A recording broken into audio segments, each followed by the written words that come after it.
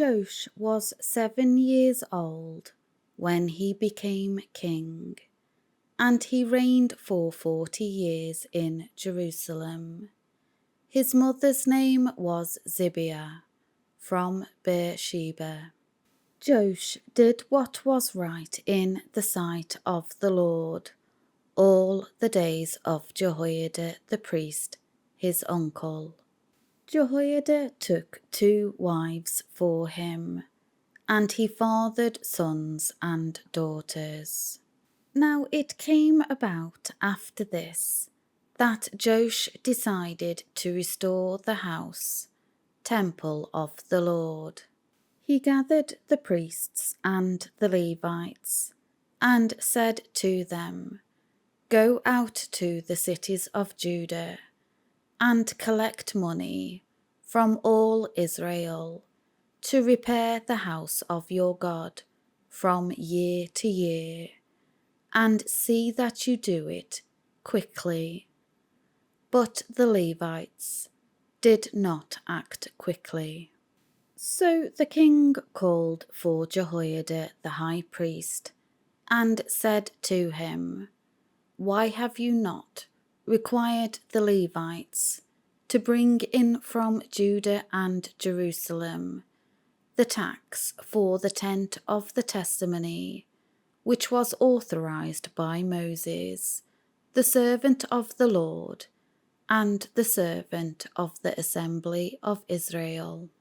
For the sons of Athaliah, that wicked woman, had broken into the house of God, and also had used all the holy and dedicated things of the house of the Lord for the Baals. So at the king's command they made a chest, and set it outside by the gate of the house of the Lord. Then they made a proclamation in Judah and Jerusalem to bring in for the Lord the tax that Moses, the servant of God, imposed on Israel in the wilderness. All the officers and all the people rejoiced, and brought their tax, and dropped it into the chest, until they had finished, and the chest was full. It came about that whenever the Levites brought the chest to the king's official, and whenever they saw that there was a large amount of money, the king's secretary and the chief priest's representative would come and empty the chest, and take it, and return it to its place. They did this day after day, and collected a large amount of money.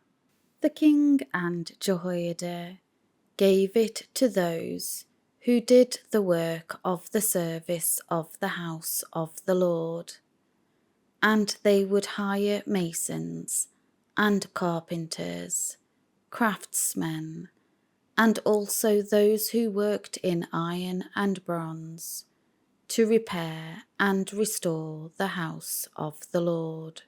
So the workmen laboured, and the repair work progressed in their hands, and they restored and organised the house of God in accordance with its specifications, and strengthened it. When they had finished, they brought the rest of the money before the king and Jehoiada, and it was melted down and made into utensils for the house of the Lord, utensils for ministering, and for burnt offerings, and bowls, and utensils of gold and silver. And they offered burnt offerings in the house of the Lord continually all the days of Jehoiada. Now when Jehoiada grew old and was full of days, he died. He was 130 years old at his death. They buried him in the city of David among the kings, because he had done good things in Israel and toward God and his house. Now after the death of Jehoiada the priest, who had hidden Joash, the officials of Judah came and bowed down to King Joash. Then the king listened to them. They abandoned the house of the Lord, the God of their fathers, and served the Asherim and the idols. So God's wrath came on Judah and Jerusalem for their sin and guilt. Yet God sent prophets among them to bring them back to the Lord. These prophets testified against them, but they would not listen. Then the Spirit of God came over Zechariah, the son of Jehoiada the priest, and he stood above the people and said to them, "This is what God has said. Why do you transgress the commandments of the Lord, so that you cannot prosper? Because you have abandoned, turned away from the Lord, he has also abandoned, turned away from you." So they conspired against Zechariah and stoned him to death at the command of the king in the courtyard of the house of the Lord. Thus Joash the king did not remember the kindness which Jehoiada, Zechariah's father, had shown him, but he murdered his son. And when Zechariah was dying, he said, "May the Lord see this and require an accounting." Now it happened at the end of the year that the army of Aram, Syria, went up against Joash.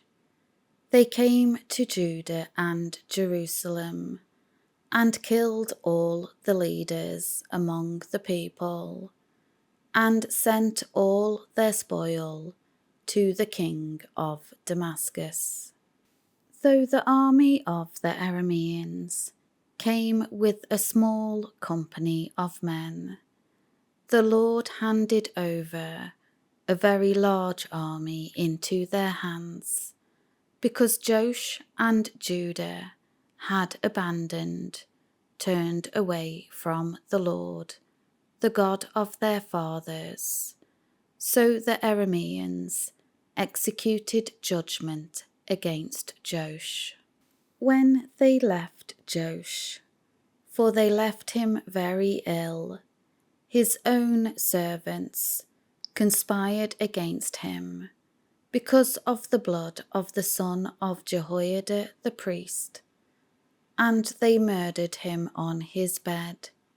So he died, and they buried him in the city of David, but they did not bury him in the tombs of the kings. The conspirators against Joash were Zabad, the son of Shimith the Ammonites, and Jehozabad, the son of Shimrith the Moabitess. Now as to his sons, and the many prophecies uttered against him, and the rebuilding of the house of God, they are written in the commentary on the book of Kings. Then his son Amaziah became king in his place.